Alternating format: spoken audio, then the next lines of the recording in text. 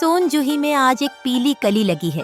इसे देखकर अनायास ही उस छोटे जीव का स्मरण हो आया जो इस लता की सघन हरितिमा में छिपकर बैठता था और फिर मेरे निकट पहुंचते ही कंधे पर कूदकर मुझे चौंका देता था। तब मुझे कली की खोज रहती थी, पर आज उस लघु प्राण की खोज है। परंतु वह तो अब तक इस सोन जूही की जद्दद में मिट्टी होकर मिल गया होगा। कौन जाने स्वर्णिम कली के बहाने वही मुझे चौंकाने ऊपर आ गया हो। अचानक एक दिन सवेरे कमरे से बरामदे में आकर मैंने देखा 2 कौवे एक गमले के चारों ओर चोंचों से छुआ छुअवल जैसा खेल खेल रहे हैं। यह काकभुशुंडी भी विचित्र पक्षी है। एक साथ समादृत अनादृत, अति सम्मानित अति अवमानित। हमारे बेचारे पुरखे न गरुद्ध के रूप में आ सकते हैं, न मयूर के, न हंस के। उन्हें पितर पक्ष में हमसे कुछ पाने के लिए काक बनकर ही अवतीर्ण होना पड़िधता है। इतना ही नहीं, हमारे दूरस्थ प्रियजनों को भी अपने आने का मधु संदेश इनके कर्कश स्वर में ही देना पुडिडिडिडीचता है। दूसरी ओर हम कौवा और कांव कांव करने को अवमानना के अर्थ में ही प्रयुक्त करते हैं। मेरे काक पुराण के विवेचन में अचानक बाधा आप डिडिडिडिडी, क्योंकि गमले और दीवार की संधि में छिपे एक छोटे से जीव पर मेरी दृष्टि रफक गई। निकट जाकर देखा, गिलहरी का छोटा सा बच्चा है जो संभवतः घोंसले से गिर पड़ा है और अब कौवे जिसमें सुलभ आहार खोज रहे हैं। काकद्वय की चोंचों के 2 घाव उस लघु प्राण के लिए बहुत थे, अतः वह निश्चेष्ट सा गमले से चिपटा पड़ीडीढ़ा था। सबने कहा, कौवे की चोंच का घाव लगने के बाद यह बच नहीं सकता, अतः इसे ऐसे ही रहने दिया जावे। परंतु मन नहीं माना। उसे हौले से उठाकर अपने कमरे में लाई, फिर रुई से रख पोंछकर घावों पर पेंसिलिन का मरहम लगाया। रुई की पतली बत्ती दूध से भिगोकर जैसे तैसे उसके नन्हे से मुंह में लगाई, पर मुंह खुल न सका और दूध की बूंदें दोनों ओर ढुलक गईं। कई घंटे के उपचार के उपरांत उसके मुंह में एक बूंद पानी टपकाया जा सका। तीसरे दिन वह इतना अच्छा और आश्वस्त हो गया कि मेरी उंगली अपने 2 नन्हे पंजों से पगडीडी ढाकर नीले कांच के मोतियों जैसी आंखों से इधर उधर देखने लगा। 3-4 मास में उसके स्निग्ध रोए, झब्बेदार पूंछ और चंचल चमकीली आंखें सबको विस्मित करने लगीं।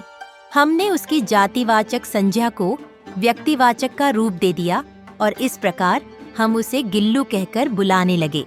मैंने फूल रखने की एक हल्की डलिया में रुई बिछाकर उसे तार से खिद्दकी पर लटका दिया।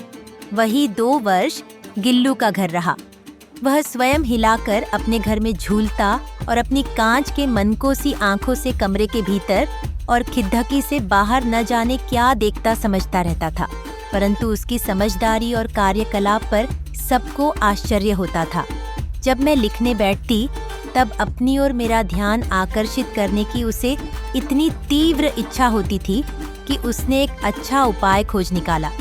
वह मेरे पैर तक आकर सर्र से पर्दे पर चरा जाता और फिर उसी तेजी से उतरता। उसका यह दौड़ डिढ़ने का क्रम तब तक चलता जब तक मैं उसे पगड़ी डिढ़ने के लिए न उठती। कभी मैं गिल्लू को पगड़ी डिढ़ कर एक लंबे लिफाफे में इस प्रकार रख देती कि उसके अगले 2 पंजों और सिर के अतिरिक्त सारा लघुगात लिफाफे के भीतर बंद रहता। इस अद्भुत स्थिति में कभी कभी घंटों मेज पर दीवार के सहारे खड़दा रहकर वह अपनी चमकीली आंखों से मेरा कार्यकलाप देखा करता। भूख लगने पर चिक चिक करके मानो वह मुझे सूचना देता और काजू या बिस्कुट मिल जाने पर उसी स्थिति में लिफाफे से बाहर वाले पंजों से पगड़ी ढाकर उसे कुतरता रहता। फिर गिल्लू के जीवन का प्रथम बसंत आया। नीम चमेली की गंध मेरे कमरे में हौले हौले आने लगी। बाहर की गिलहरियां खिदधाकी की जाली के पास आकर चिक चिक करके न जाने क्या कहने लगीं। गिल्लू को जाली के पास बैठकर अपनेपन से बाहर झांकते देखकर मुझे लगा कि इसे मुक्त करना आवश्यक है। मैंने कीले निकालकर जाली का एक कोना खोल दिया और इस मार्ग से गिल्लू ने बाहर जाने पर सचमुच ही मुक्ति की सांस ली। इतने छोटे जीव को घर में पले कुत्ते बिल्लियों से बचाना भी एक समस्या ही थी। आवश्यक कागज पत्रों के कारण मेरे बाहर जाने पर कमरा बंद ही रहता है। मेरे कॉलेज से लौटने पर जैसे ही कमरा खोला गया और मैंने भीतर पैर रखा, वैसे ही गिल्लू अपने जाली के द्वार से भीतर आकर मेरे पैर से सिर और सिर से पैर तक दौड़ लगाने लगा। तब से यह नित्य का क्रम हो गया। मेरे कमरे से बाहर जाने पर गिल्लू भी खिदकी की खुली जाली की राह बाहर चला जाता और दिन भर गिलहरियों के झुंड का नेता बना हर डाल पर उछलता कूदता रहता और ठीक 4 बजे वह खिदकी से भीतर आकर अपने झूले में झूलने लगता। मुझे चौंकाने की इच्छा उसमें न जाने कब और कैसे उत्पन्न हो गई थी। कभी फूलदान के फूलों में छिप जाता, कभी पर्दे की चुन्नट में और कभी सोनजूही की पत्तियों में। मेरे पास बहुत से पशु पक्षी हैं और उनका मुझसे लगाव भी कम नहीं है, परंतु उनमें से किसी को मेरे साथ मेरी थाली में खाने की हिम्मत हुई है, ऐसा मुझे स्मरण नहीं आता। गिल्लू इनमें अपवाद था। मैं जैसे ही खाने के कमरे में पहुंचती, वह खिदकी से निकलकर आंगन की दीवार, बरामदा पार करके मेज पर पहुंच जाता और मेरी थाली में बैठ जाना चाहता। बड़ी कठिनाई से मैंने उसे थाली के पास बैठना सिखाया, जहां बैठकर वह मेरी थाली में से एक एक चावल उठाकर बड़ी सफाई से खाता रहता। काजू उसका प्रिय खाद्य था और कई दिन काजू न मिलने पर वह अन्य खाने की चीजें या तो लेना बंद कर देता या झूले से नीचे फेंक देता था। उसी बीच मुझे मोटर दुर्घटना में आहत होकर कुछ दिन अस्पताल में रहना पुडीडीडीडा। उन दिनों जब मेरे कमरे का दरवाजा खोला जाता, गिल्लू अपने झूले से उतरकर दौड़ रहता और फिर किसी दूसरे को देखकर उसी तेजी से अपने घोंसले में जा बैठता। सब उसे काजू दे आते, परंतु अस्पताल से लौटकर जब मैंने उसके झूले की सफाई की तो उसमें काजू भरे मिले, जिनसे ज्ञात होता था कि वह उन दिनों अपना प्रिय खाद्य कितना कम खाता रहा। मेरी अस्वस्थता में वह तकिए पर सिरहाने बैठकर अपने नन्हे नन्हे पंजों से मेरे सिर और बालों को इतने हौले हौले सहलाता रहता कि उसका हटना एक परिचारिका के हटने के समान लगता। गर्मियों में जब मैं दोपहर में काम करती रहती तो गिल्लू न बाहर जाता न अपने झूले में बैठता। उसने मेरे निकट रहने के साथ गर्मी से बचने का एक सर्वथा नया उपाय खोज निकाला था। वह मेरे पास रखी सुराही पर लेट जाता और इस प्रकार समीप भी रहता और ठंडक में भी रहता। गिलहरियों के जीवन की अवधि 2 वर्ष से अधिक नहीं होती, अतः गिल्लू की जीवन यात्रा का अंत आ ही गया।